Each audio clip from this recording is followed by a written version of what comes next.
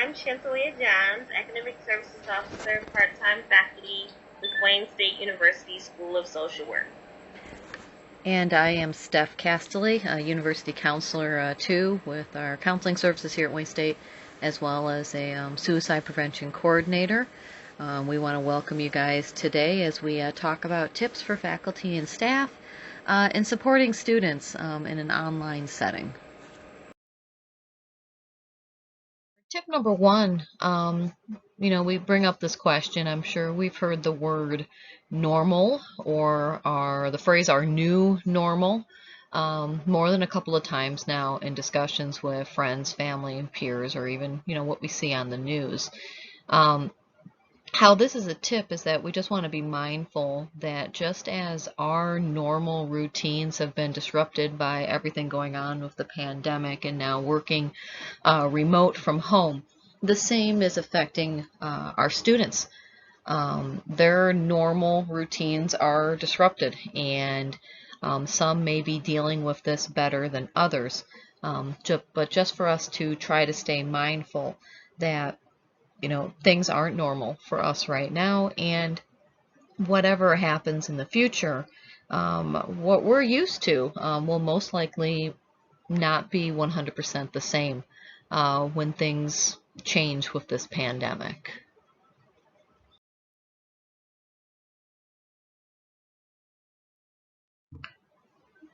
So I kind of hinted at this next tip with our tip number one, but we want to be mindful of student mental health during these times. Before pandemic, some larger scale studies on college student population found that over half were reporting anxiety concerns that negatively affected schoolwork, and about half were reporting depressive concerns that affected schoolwork, and that was before pandemic. Just like how our mental health may be affected by everything that's going on, the same applies to our students. I can speak as a counselor with the work I've done so far with students getting through this pandemic. Students report feeling overwhelmed, extremely concerned and anxious about the future, but also students are reporting feeling upset over plans changing over the summer. Some students didn't want to go home. Some students had plans to go elsewhere, but everything, just like with our own lives, everything got kind of shifted when we were kind of in lockdown right now. So just to be mindful that you may be having more students reporting to you feeling stressed about what's going on right now, or stressed with schoolwork, and that's actually it's normal for any of us to feel stressed during these times.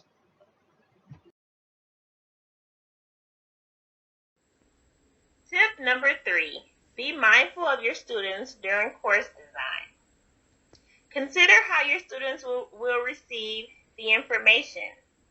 Do you plan to use a pre-recorded lecture and post it, which gives students a chance to access the information when it's convenient for them? Or do you plan on using live lectures to deliver content? Either way, consider the different modes of technology students will use to access your information.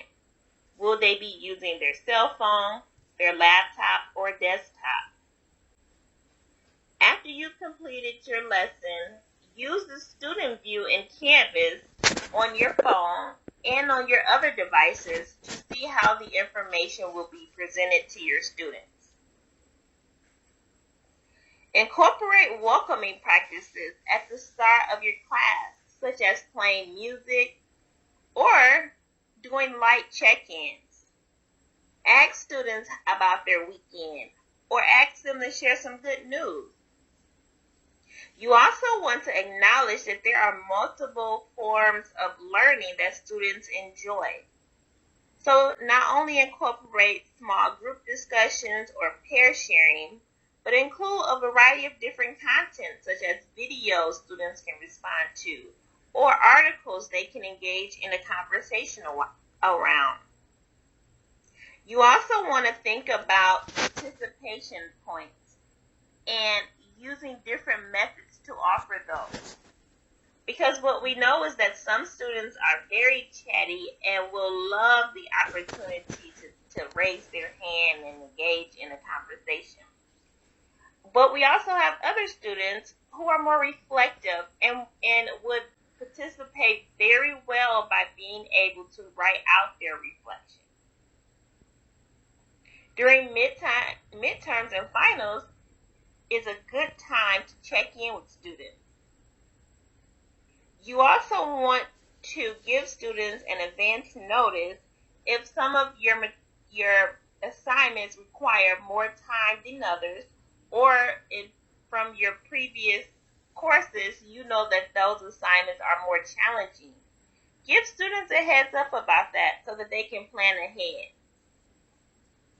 And the final step is to close with something positive. Have students share what they learned or something that they found interesting that they want to learn or talk about in the next class session.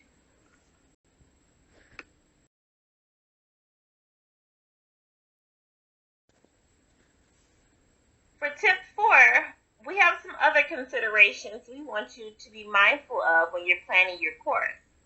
And that is the cultural differences. We know that Wayne State is a very diverse campus with students from all over the world. So consider that when you're planning your course material. You also want to consider class size and how you will be able to engage in students, letting them know that they belong and they're welcome, even when it's a class of 300 students. You also want to consider your own professional role and its impact on students' willingness to interact with you. So not only reflecting on your role as their professor in their life, but your own experiences, your own background, and your multiple social identities, and how that's presented to your students and how that could impact them.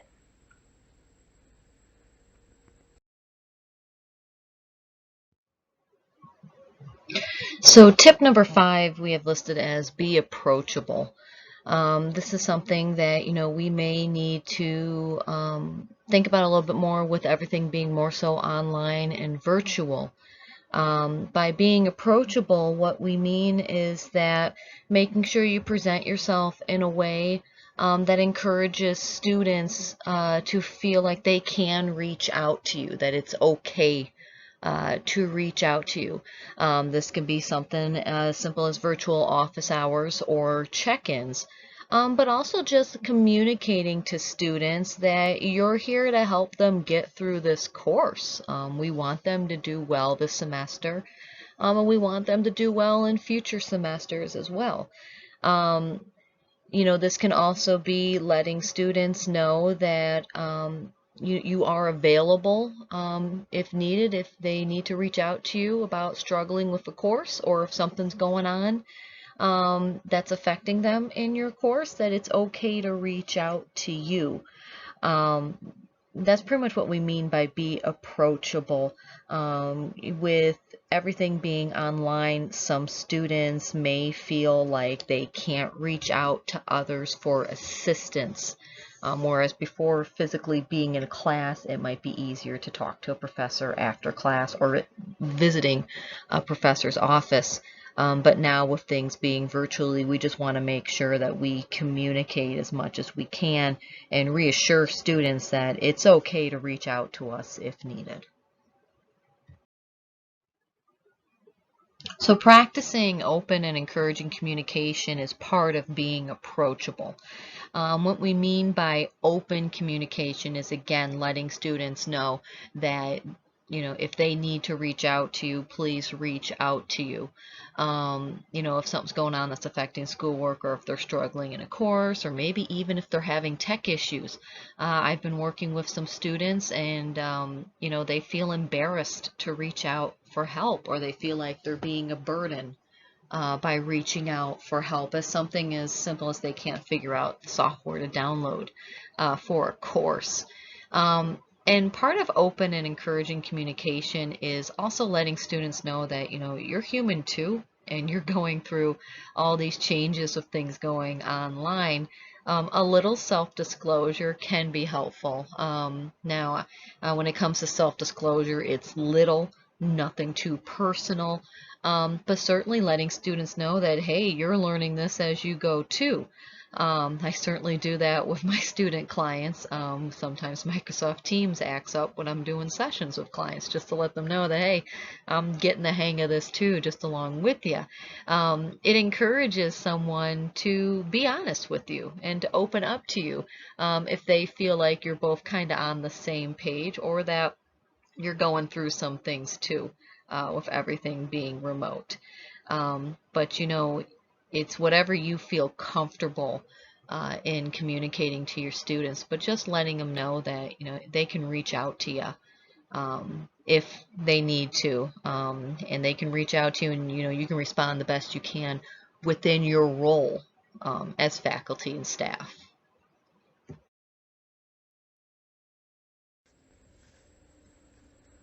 Tip number 7, be prepared for students reaching out. If a student contacts you about struggling in class or struggling with a mental health concern, try to gather information about what's going on. If a student is struggling with the class, the material, or the format, what does the student think they can do to better help themselves? What are they willing to do? And how can you help within your role? Those are some questions you can consider when a student reaches out. Now, if it's a mental health concern, you also want to gather some information about what's going on and encourage that student to contact a mental health professional through Wayne State. If the student says something about suicide or something more serious, you can also call Wayne State's Counseling and Psychological Services Office, DOSO, or file a care report.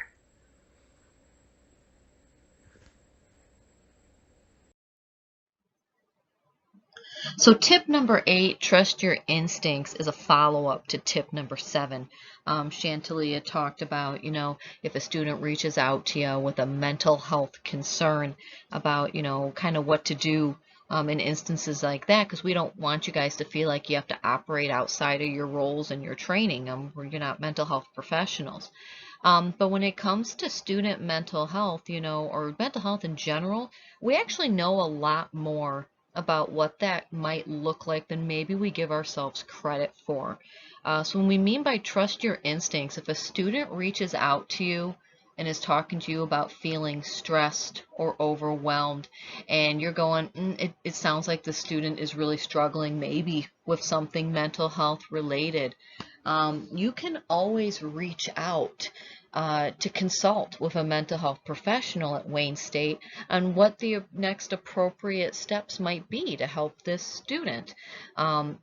CAPS is online now, and I'll talk a little bit more about that later, but you can always reach out to CAPS to consult with a counselor on maybe what the next best step might be for a student.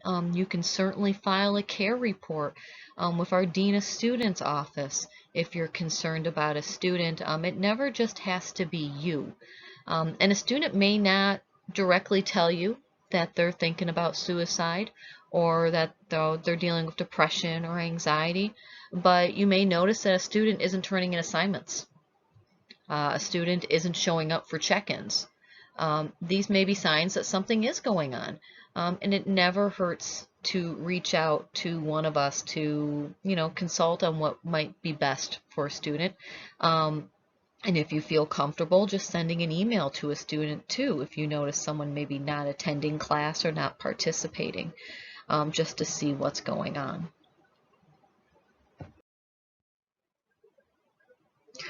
So for tip number 9 is just to be familiar with resources here at Wayne State. So I'm actually going to go over resources here at Wayne State as well as community resources.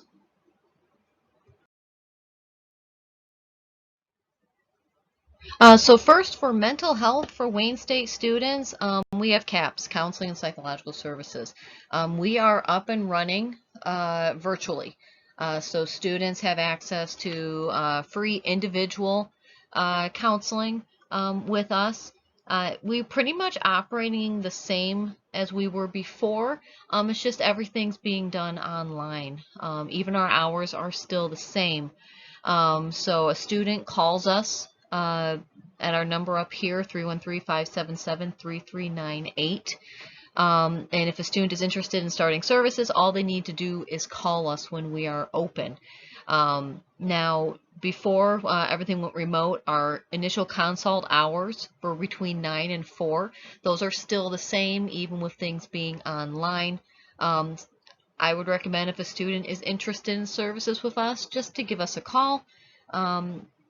We have little to no wait time right now for students to get started on individual counseling. If a student is in a crisis and needs to talk to somebody right away, they don't know what to do. If it's between 9 and 5, give CAPS a call. If they need to talk to somebody after 5 p.m. or on the weekends or anytime we're closed, that's what our after hours phone number is for. A student can call that and talk to a mental health professional for free on the phone. We still provide consultation for faculty and staff. So if you're concerned about a student and don't know what to do, you can certainly reach out to CAPS. We are also doing virtual outreaches and trainings. If you ever want CAPS to present to a group about mental health topics, again, give us a call or email us, or just our website, caps.wayne.edu, and you can request an outreach. We are also now providing psychiatric services as well. So again, the first step is just to call us. For a care report with the Dean of Students Office, if you're ever concerned about a student, file a care report on that student. It gets the Dean of Students Office involved, a few other departments, and CAPS gets involved as well. File a care report and then reach out to CAPS, or just file the care report. But there's always somebody to reach out to if you're concerned about a student. Another mental health resource at Wayne State is our College of Ed Mental Health and Wellness Clinic, or the College of Ed Counseling and Testing Center. The Wellness Clinic is actually a combination of the two previous counseling clinics we had through the College of Ed. Graduate counseling students and graduate psych students provide free counseling services for anybody. Children all the way on up. It's a free community mental health resource. I'm a doctoral supervisor over there. They are providing free online counseling sessions. So if you ever hear of somebody needing free counseling services or needing to talk to somebody, maybe they're not a Wayne State student, they can still use this service. All they have to do is either give a call at the phone number here or go to the website that I got listed here to fill out an online form. That way a counselor there can reach out to you. Warrior Chat is more like peer counseling. It's peer-to-peer counseling. It can be done online. By online, I mean like an online chat, or they can do FaceTime, other online options. This is if students just need to talk to another student. It's certainly there as a resource for them too.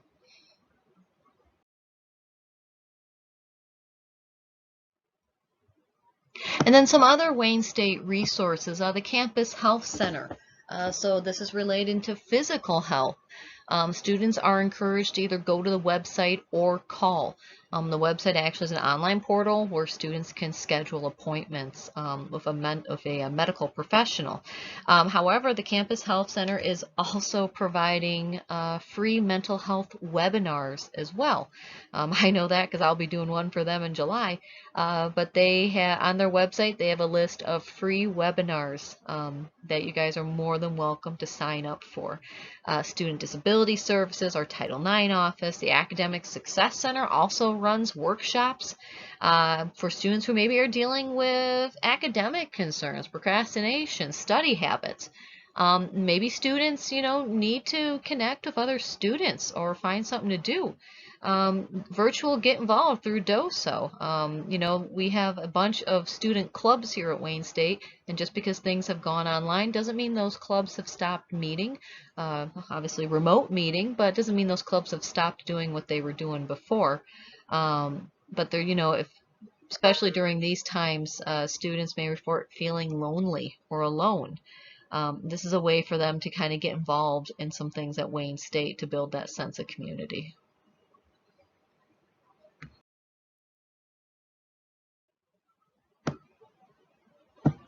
Another community resource I wanted to mention was, everything going on with COVID, this pandemic. Mental health professionals, we're trying to respond the best we can and making sure that there's resources available for people who maybe don't have insurance or just can't get in contact with a mental health provider. There is a free hotline that anyone is welcome to call. If they just need to talk to somebody about everything that's going on right now, maybe they just need some additional support. I've certainly worked with clients in my role as a counselor, but also as a supervisor and even as the suicide prevention coordinator, people just needing to talk to somebody for a little bit. Because maybe, they do have friends and family they can talk to, but it's not the same as talking to somebody who's, there to be non-judgmental, to be an empathetic listener. So this is another resource I just wanted you guys to be aware of that anybody can use, including students, if they just need to talk to somebody.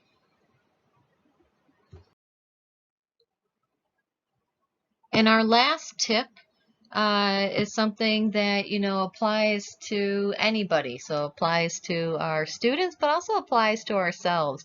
Remembering self-care. Self-care is something that we do for ourselves to improve our wellness. And wellness doesn't just mean mental.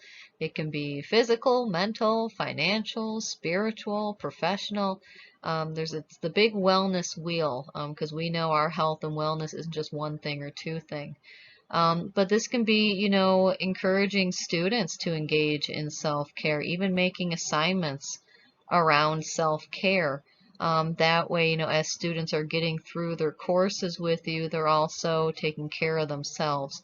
And that's the same for you guys too, as faculty and staff, to do what you can to take care of yourselves. During these times, and even when things become, and here comes that word again, relatively normal, or whatever normal is going to look like for us. But remembering that, to take care of ourselves, and also, however we're responding right now to what's going on in the world and in this country, that's what your body's doing, what it thinks it's best. These are unusual times, and we're not trained to be able to go through these things. So we're adapting the best way that we can. But just to remember that, your self-care is just as important as your students' self-care. And some days you're going to have good days, and other days you're not going to have so great of days, and that's okay. But, encouraging self-care whenever you can. And we want to thank you guys for spending some time with us talking about mental health, online learning, student mental health. We want to thank the Office of Teaching and Learning for allowing us to do this video.